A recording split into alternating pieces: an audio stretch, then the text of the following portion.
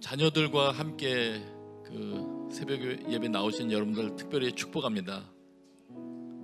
눈 뜨고 저 보셔도 돼요. 자녀들과 함께 나오시는 분들 특별히 축복하고요.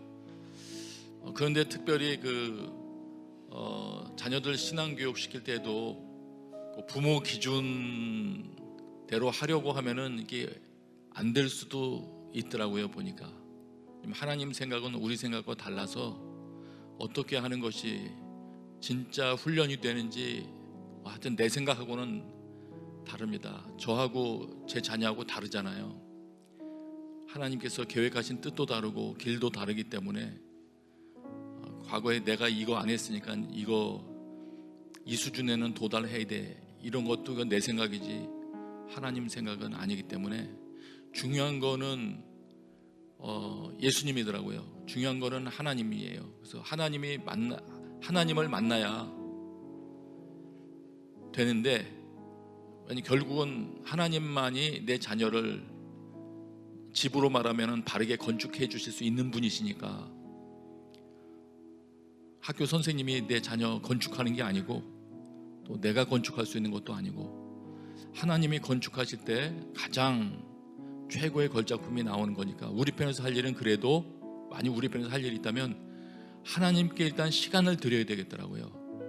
하나님께 시간을 드려야 되는데, 다른 표현으로 하면 하여튼 그 가족이 하나님 집중을 해야죠. 우리 가족 중에서 한 명은 예수님 안 믿는데 이런 것도 안타까워하지 마시고 일단은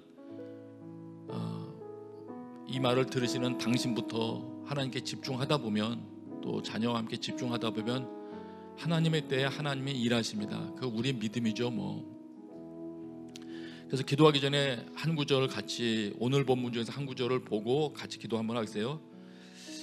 출애굽기 3장 19절 20절을 보니까 이렇게 돼 있어요. 제가 읽을게요. 같이 읽을까요? 3장 19절 20절 같이 읽어요. 시작. 내가 아노니 강한 손으로 치기 전에는 애굽 왕이 너희가 가도록 허락하지 아니하다가 내가 내 손을 들어 애굽 중에 여러 가지 이적으로 그 나라를 친 후에야 그가 너희를 보내리라. 이 19절에 보면 사탄을 하던 대표하는 애굽 왕 이렇게 나와 있을 때, 이 애굽 왕이 순순히 놓아주지 않는다는 거예요. 출애굽기 4장 쪽으로 가면 내 아들을 내어 보내라 이 말이 있는데 안 내어 보내주거든요. 그럴 때 그보다 더 강한 하나님이 오셔서 실력 행사를 하셔야 그제서야 애굽 왕이 놓아줄 거다. 우리 자녀 문제도 동일합니다. 우리 자녀를 노예 삼고자, 우리 자녀를 쓸모없는 사람 만들고자 사탄이 부지런히 활동을 할 거예요. 쉬지 않고. 내 자녀가 한 번 회개했다 할지라도 또 접근해서 넘어뜨리려고 하고 또 노예 만들려고 하고 꾸준히 작업을 할 텐데, 그때 필요한 거는 그 대적을 완전히 제압할 수 있는 하나님의 등장입니다. 그래서 이런 면에서 본다면 하나님이 생각하시는 사탄을 격파하는 내 자녀를 탈출시킬 수 있는 최고의 무기는 예수 그리스도이신 셈이에요. 왜냐하면 이 모든 문제를 해결하고자 하나님께서 사용하신 카드가 예수님 보내시는 것이었잖아요. 십자가에 보내셔서 피 흘려 죽으셔서 마치 6월절 그 출애굽이 일어나듯이 그 일을 일으키신 것이었기 때문에 우리 기도할 때 그걸 믿음으로 기도하면 되겠습니다. 저는 예수님을 주목합니다. 내 자녀가 자신을 위해서 피 흘려 죽으신 예수 그리스도를 만나게 해주십시오. 예수 그리스도를 어렴풋이하는 것이 아니라 강력하게 기억하며 늘 생각이 연결될 수 있도록, 내 자녀가 놀든지 공부하든지 운동하든지 생각 속에 우리를 자유케 하기 위해서 오신 예수 그리스도를 좀 기억하며 움직이게 해주십시오. 여러분, 그런 환경 가운데에서 하나님께서 실력 행사를 하시는 동안에 성령께서 나의 자녀들 마음 가운데 한 줄기 빛을 비추시면 깨어나는 겁니다. 그래서 이 시간에 어떤 답답한 상황에 계시든지 간에 자녀들의 문제가 얼마나 답답한지 그것 때문에 한숨만 쉬는 것이 아니라 주님, 내 아들의 영혼 가운데, 내 딸의 영혼 가운데 한마디 말씀을 좀 주십시오. 예수 그리스도의 피 한 방울이 떨어지게 해주십시오. 이제 하는 주여 한번 부르짖으며 기도하겠습니다. 아버지 하나님, 감사합니다. 저희들이 쓸데없는 것 추구하지 않겠습니다. 특별히 우리 자녀들에게 하나님께서 주시기를 원하셨던 그 자유를 누릴 수 있도록 허락하여 주시옵소서. 사탄이 계획했던 모든 시도들은 좌절되게 하시고 하나님께서 계획하신 일들만 저희들의 가정 가운데 완성되게 하여 주옵소서. 예수님의 이름으로 기도합니다. 아멘. 오늘은 좀 설교가 상당히 딱딱할 것 같아요. 그래서 우리 어린이들 여러분, 그래도 잘 들으실 자신이 있죠? 자신 없어도 할 수 없어요. 잘 들으세요. 하나님이 어떤 분이신가 최근 출애굽기 3장 보면은 여러분들 읽고 있을 거예요. 그래서 저도 또 우리 이 구약 학자들이 연구해 놓은 거 자료들도 참고하면서 하나님이 이런 분이시구나 하는 부분들, 그동안 제가 말했던 것들은 가능하면 빼고 한번 이렇게 좀 말씀을 드리려고 합니다. 하나님께서 모세에게 나타나 주셨어요. 근데 어떤 모습으로 나타나셨느냐, 이제 그런 모습에서 우리가 또 배우는 게 있습니다. 그래서 출애굽기 3장 2절 3절부터 한번 보세요. 성경은 우리말 성경으로 그냥 같이 읽겠습니다. 때에 따라서는 저는 개역 개정도 읽겠고요. 3장 2절 3절 우리 같이 있습니다. 시작. 그곳에서 여호와의 천사가 떨기나무 가운데 타는 불꽃 속에서 모세에게 나타났습니다. 됐어요? 하나님께서 보내신 천사가 이제 모세에게 뭔가를 전달하러 나타나는데, 나타난 장소가 떨기나무 가운데, 떨기나무가 불에 타고 있는데 그 가운데서 나타나셨다는 거예요. 그래서 이 자료를 찾아보니까 떨기나무가 그 중동 지역에서 바싹 마르면은 마찰열 때문에 그런지 몰라도 그냥도 잘 불이 붙는데요. 그래서 거기서 목동들이나 생활하던 사람한테는 떨기나무가 불이 붙어서 타버리는 게 그렇게 목격하기 어려운 일은 아니랍니다. 불이 붙으면 금방 타서 없어진대요. 대신에 그만큼 보잘것없는 그런 거라는 거죠. 근데 문제는 모세가 자신의 경험을 통해서 봤을 때는 불이 붙었으면 얼른 타서 없어질 건데 불이 붙어서 타는데도 계속 타고 있으니까 신기한 거죠. 이게 뭐지 하고 보는 겁니다. 왜 안 탈까? 그래서 3장 모세가 보니, 여기서부터 읽어요. 시작. 모세가 보니 떨기나무에 불이 붙어 있는데 타지는 않았습니다. 3절. 그래서 모세는 내가 가서 저 이상한 광경을 봐야겠다. 어떻게 떨기나무가 타지 않는 것일까? 라고 말했습니다. 이러면서 이제 모세가 주목을 합니다. 이런데 이때 이제 하나님께서 궁금증을 가지고 딱 오는 모세에게 말씀을 하세요. 4절이에요. 4절 같이 있습니다. 시작. 여호와께서 모세가 자세히 보러 오는 것을 보시고 떨기나무 가운데서 모세야 모세야 하고 부르셨습니다. 그러자 모세는 제가 여기 있습니다 하고 대답했습니다. 여기서 주목할 게, 하나님이 왜 하필이면 떨기나무 속에서, 불타는 그런 떨기나무 속에서 지금 말씀을 하고 계실까요? 하나님이 소위 말해서 시나리오, 이 각본을 짜서 등장을 하신다면 여러 가지 참 하나님다움을 보일 수 있는, 위엄을 보일 수 있는 다양한 프로그램을 짜서 등장할 수도 있을 텐데요. 힘센 동물들을 쫙 집합시킨 다음에 그 가운데 등장하시든지, 아니면 엄청난 현상 가운데 등장하시든지 할 수도 있을 텐데, 왜 하필이면은 이제 모세에게 새로운 임무를 맡기려고 등장하실 때 그런 모습을 이 의사 전달 수단으로 사용을 하셨을까요? 뭐가 의도가 있으시겠죠. 의도가. 여러분이 친구한테 뭐 얘기를 하려고 그러는데 식당에를 가도 식당도 여러 가지 뭐 스테이크 먹을 수 있는 집도 있고 뭐 좋은 식당도 있고 다 있을 텐데 라면집에 같이 가자고 할 때는 뭐 이유가 있지 않겠어요? 뭐 특별히 좋아하든지 아니면 뭐 검소한 걸 보여주려고 하든지 하여튼 뭔가 이유가 있지 않겠습니까? 일단 여기서 모든 신학학자, 많은 구약학자들이 주목하는 게 그거더군요. 하나님께서 자신을 보여주시는 장소가 연약한 곳 한가운데였다. 연약한 곳. 엄청난 곳을 택하신 게 아니고요. 연약한 곳에서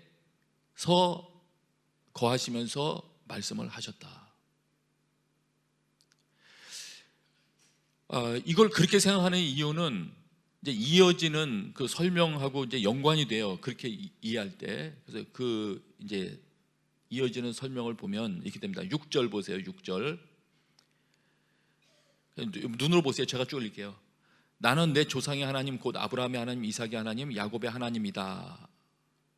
그러자 모세는 자기 얼굴을 숨겼습니다. 모세는 하나님을 보기가 두려웠기 때문입니다. 아직은 모세가 두려워하고 있어요. 3장 7절. 여호와께서 말씀하셨습니다.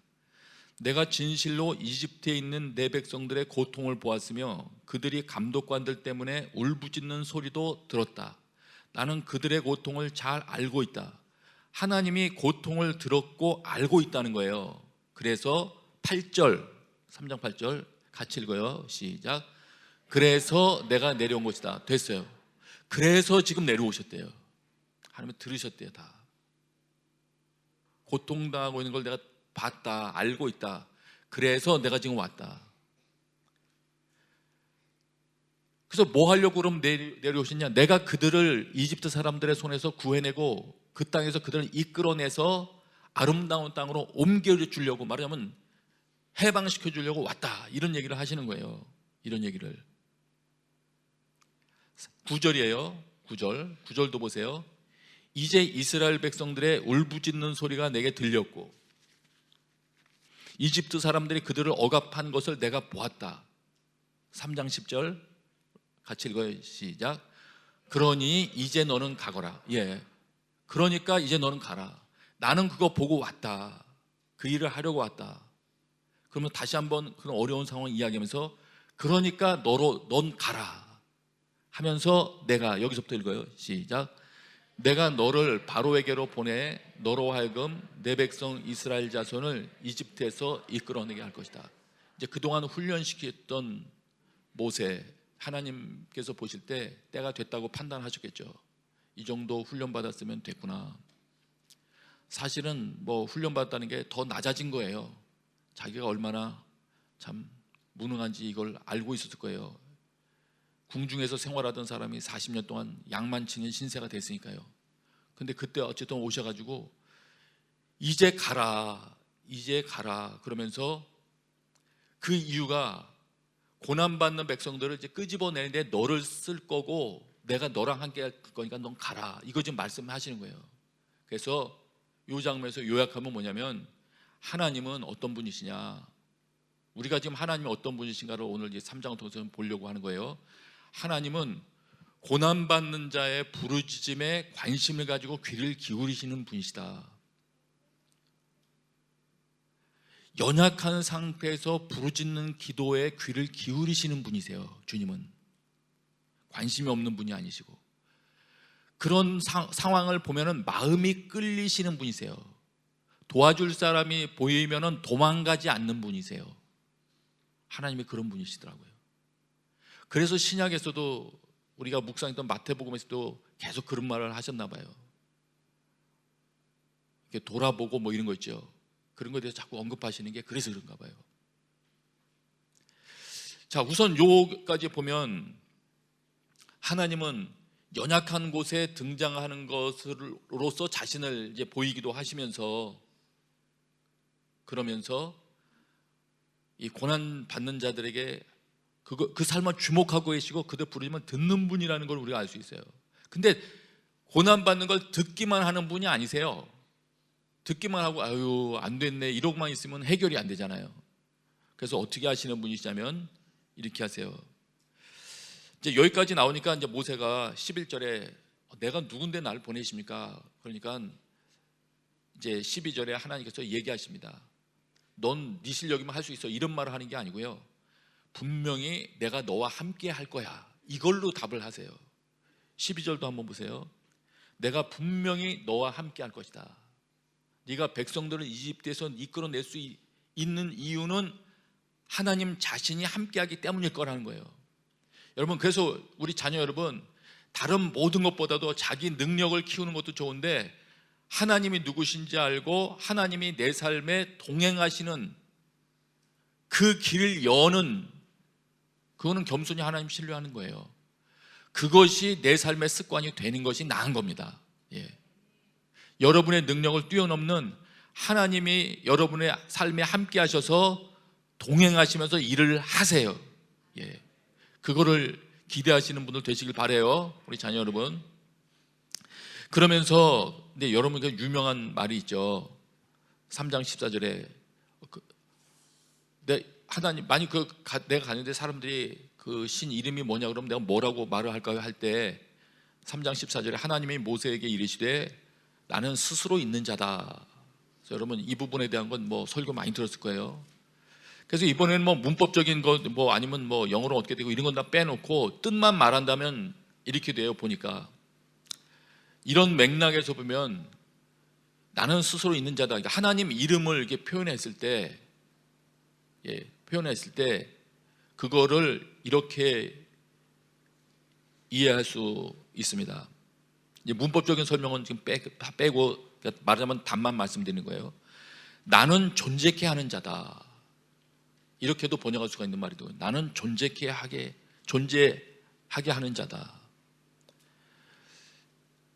뭘 존재케 하느냐, 이런 본인도, 하나님도 그 가운데 본인이 있어야 될 곳에 있기도 하시는 분이세요. 그런데 이렇게도 또 기능으로 따지면 이해할 수 있어요. 나는 구원이 필요한 자에게 구원을 존재하게 할 것이다, 그런 자다. 정말 도움이 필요하고 구원이 필요한 자에게 주님은 어떤 분이냐면 찾아가셔서 그 가운데 구원을 창조해 낼 수 있는 분이세요. 문제 해결을 가능하게 해주시는 분이라는 거죠. 하나님의 도우심이 꼭 필요할 때 그 장소에 하나님이 계셔 주실 수 있는 분이시라는 말이에요. 그래서 내가 너와 함께 하겠다, 걱정하지 말고 가라, 이 말을 하실 수 있는 거예요. 다시 아까 말하고 다 요약해서 하면, 고난 중에 부르짖는 자에게 찾아가셔서, 그들의 연약한 중에 찾아가셔서 그들이 그 고난에서 벗어날 수 있도록 그 길을 창조해내 주시는 분이십니다. 그분이 하나님이세요.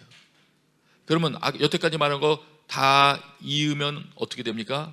이으면 하나님은 연약한 가운데서 자기를 표현함으로써 뭘 모세에게 주시고자 했냐면, 하나님은 연약함, 고난 중에 겪고 있는 것을 못 본 채 하시거나 회피하시는 분이 아니시고, 그것에 대해서 긍휼의 마음을 가지시고 함께 하기를 원하시는 분이시고, 그 사람들을 구출해내기를 원하시는 분이시다. 그러니까 네가 가라, 나 너랑 함께 할 수 있다, 이거를 말씀해 주신 거예요. 여러분, 하나님이 어떤 분이시라고요? 어려움 겪는 자를 구원해 주실 강력한 사랑의 마음을 가지고 계신 분이십니다. 예. 그러니까 여러분들 가운데 어려움이 있다면 그 상황에서도 구원해 내기를 원하시는 분이세요, 하나님이. 근데 지금 그 행동 개시를 못하고 기다리고 계시다면 아마 그 기간을 통해서 주변에 있는 누군가를 구원해야 되기 때문에 회개할 때를 기다리고 계신 건지도 모르고, 뭔가 여러분의 유익을 위해서 어떤 성품이 더 길러지기를 기다리시고 계시기 때문일지도 몰라요. 근데 중요한 거는, 하나님은, 다시 설명할게요, 여러분이 어려운 상황을 직면했다면 이 상황에서 나를 온전히 구원해 주실 분은 하나님밖에는 안 계시다. 그러므로 여러분이 뭐든 내가 해볼 거야, 나는 이거 할 수 있어 하면서 하나님 무시하고 내 마음대로 하고 이런 길에서 돌이켜서 하나님 앞에 나가면 마침내 하나님의 구원을 경험할 것입니다. 저는 정말 어렸을 때부터, 어린이 때부터 자기의 인생 문제를 놓고 기도하는 사람이 있으면 그거 보고 싶어요. 정말. 저는 얘기했죠. 만일 어린이 여러분 두세 명이 모여서 우리 인생 문제를 놓고 우리가 어떻게 살아야 되는지 같이 기도하자, 이런 집단이 있으면 와서 얘기해 주세요. 뭔가 막 선물을 줄 용의가 있어요. 하여튼 예. 중고등학생들도 괜찮아요. 정말 두세 명이 모여서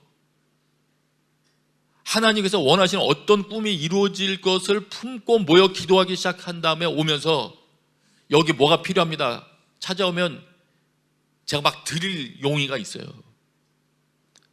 얼마 전에 어떤 분을 만났는데 정말 놀라웠어요. 이 땅 가운데 기독교 대학을 세우고 싶대요. 오래전부터 기도해 오셨더라고요. 꿈을 포기를 안 하시더라고요. 이분이 구체적인 실행 방안까지도 가지고 계시더라고요. 그것을 위해서 지금도 활동하고 있더라고요. 얘기 끝에 그분이 그러더라고요. 그것이 필요하다는 걸 알고 자기와 자기 친구 2명이 기도하기 시작했었대요. 2명이. 교회 다니는 친구 2명이 기도하기 시작했다가 점점 숫자가 불어났대요. 지금은 어떤 이렇게 기도하는 이 무슨 회의 모임처럼 조직 구성이 되어 있더라고요. 어렸을 때 친구랑 둘이 기도하기 시작한 게 나중에는 어떤 사역 단체가 되어 있을 수도 있습니다. 사역 단체를 만들었다는 것보다 더 중요한 거는 저는 하여튼 그 마음을 품고 주님 앞에 무릎 꿇을 수 있다는 사실이 놀라운 것 같아요. 예. 어린이 여러분들도 할 수 있어요. 마라탕 먹는 것보다 더 중요해요. 이거. 마라탕 문제가 아니에요 지금. 네. 자, 그 다음에 하나님이 자기를 소개해 준 거에 두 번째 모습에서 보면은, 이건 제가 부분만 볼게요. 출애굽기 3장 6절에 보면은 나는 내 조상의 하나님이다, 이렇게 또 표현을 하세요. 그 다음에 이게 조금 진전해서 3장 13절에 가니까 또 너희 조상의 하나님께서, 이렇게 조상의 하나님이라고 말하세요. 그러면서 3장 15절에 여호와 너희 조상의 하나님, 이렇게 말하세요. 그러니까 조상의 하나님은 하나님인데 누구냐면 조상의 하나님이 여호와다, 이거를 지금 알려주시는 거예요. 그러더니 조금 더 진행되더니 3장 16절에 가니까 이렇게 이야기해요. 너는 가서 이스라엘의 장로들을 모으고 그들에게 이르기를 여호와 너희 조상의 하나님 곧 아브라함과 이삭과 야곱의 하나님이 너에게 나타나서 이렇게 하셨다고 해라라고 말씀하시면서, 그러면서 조상의 하나님을 누구라고 또 설명을 해주냐면 18절에 가니까 이렇게 설명을 해요. 3장 18절 한번 보세요. 눈으로 확인시켜드릴게요. 너는, 여기서부터 보면 너는 그 장로들과 함께 이집트 왕에게 가라. 그리고 그에게 말하여라. 히브리 사람들의 하나님 여호와께서 저희를 만나 주셨습니다. 조상의 하나님인데 그 조상이 누구냐면 히브리 사람들이라고 얘기를 해요. 히브리 사람들의 하나님이 만나 주셨다. 그럼 이걸로는 뭘 말하려고 하는 것이냐 찾아보니까 성경에서 히브리 사람들 이런 표현으로 할 때는 주로 어려운 환경 가운데 나그네처럼 살아가는 경우를 설명할 때, 노예 상태로 있을 때를 설명할 때, 고역을 당하고 있는 그 낮은 그 신분 상태에 있었을 때를 설명할 때 히브리 사람들의 하나님을 언급을 했더라고요. 이게. 예. 그러면 어떻게 되냐면 지금 여기서도 아까랑 비슷한 거예요. 지금 조상의 하나님 이렇게 계속 말할 때 지금 모세가 말하는 하나님은 그 당시에 유명한 무슨 뭐 태양신 무슨 신 해가지고 좀 뛰어난 어떤 국가를 지배하는 신이나 무슨 풍요를 다스리는 신이나 이걸 얘기하는 게 아니더라고요. 그런 어떤 그 신의 어떤 이름을 이야기하는 게 아니고 어떤 면에서는 기능적인 면에서 하나님은 우리가 지금 섬기는 하나님이 누구시냐, 지금 이 백성을 내보내라고 지금 명하시는 하나님이 누구시냐면 이런 분이시다. 이런 분이시다. 그럼 히브리 사람의 하나님이라는 건 아까 말한 것처럼 그런 어려운 환경 가운데 있었던 이들을 도와주시던 그런 하나님이시거든요.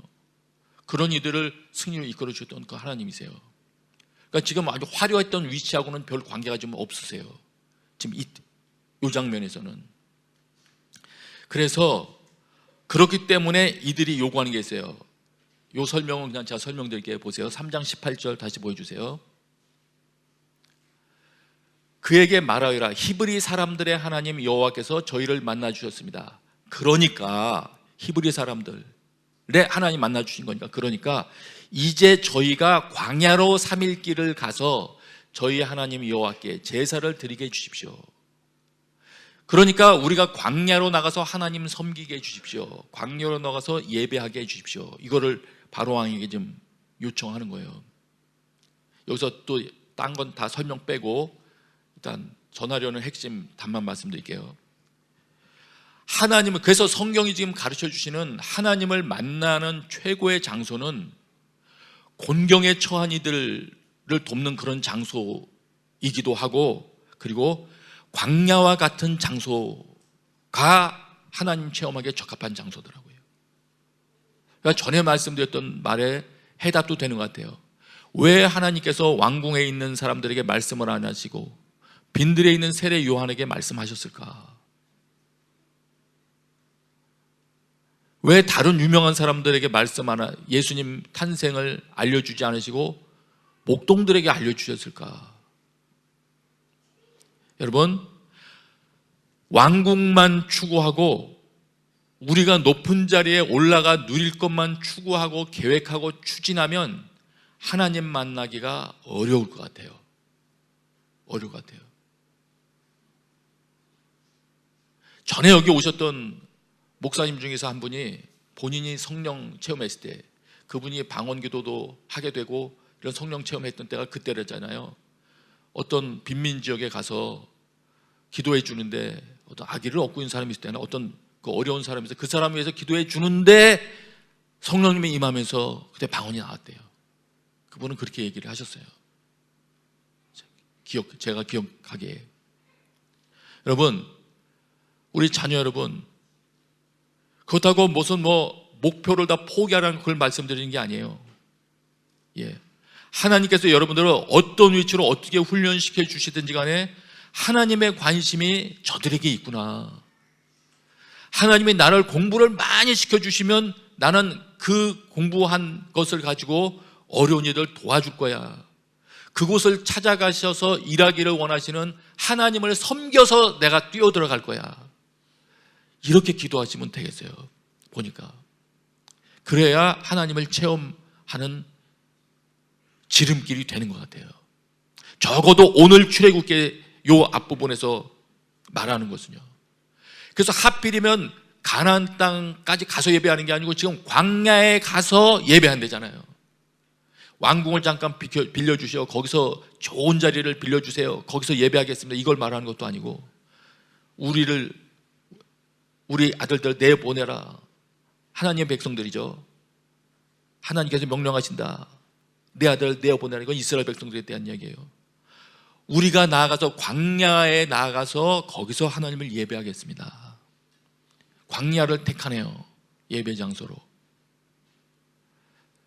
그러니까 우리 어린이 여러분, 우리 청소년 여러분, 특별히 대학생 여러분, 더 긴 말은 제가 안 해도 되겠죠. 기도할 때 그런 결심을 하고 하는 거죠. 하나님, 제 삶에 있어서는 하나님이 누구신지 바로 아는 것이 가장 중요합니다. 그러기 위해서 하나님을 체험할 수 있는 그런 환경을 허락해 주십시오. 제가 피하지 않겠습니다. 하나님만 알게 된다면. 그렇게 기도하실 용의가 있으시죠? 네. 아멘. 오늘은 여기까지만 말씀 전할 거예요. 이 시간에 우리 결심하여서 같이 기도할 때 하나님이 누구신지 오늘 말을 들었어요. 하나님의 관심이 어디에 있는지도 우리가 얘기를 들었어요. 하나님께서 관심을 기울이시는 그곳에 저도 관심 기울이게 해주시고, 하나님께서 예배받기를 원하시는 그곳에서 저도 하나님 앞에 예배드리는 자 되게 해주십시오. 오늘 나를 깨워주십시오. 하나님을 잊어버리고 예배를 잊어버리고 기도의 소리를 잊어버린 상태로 살아가는 게 아니라 하루라도 빠른 나이에 하나님 앞에 부르짖어 기도하는, 하나님을 예배하는 그런 삶이 시작되게 해주시고 더 깊어지게 해주십시오. 이 시간에 주여 부르짖으며 기도하겠습니다.